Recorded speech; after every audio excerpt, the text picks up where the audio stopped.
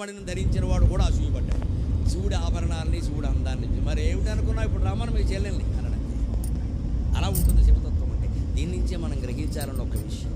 ఒక్క క్షణంలో పాముల ఆభరణాలుగా మారాయి కదా, ఒక్క క్షణంలో భస్మం సితాంగరాగంగా తెల్లని అంగరాగంగా మారింది కదా శివుని శరీరం మీద.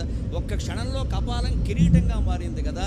శివుడు తలుచుకుంటే మన జీవితాన్ని ఒక్క క్షణంలో వైభవోపేతం చెయ్యలేడా? అది ఆలోచించాలి.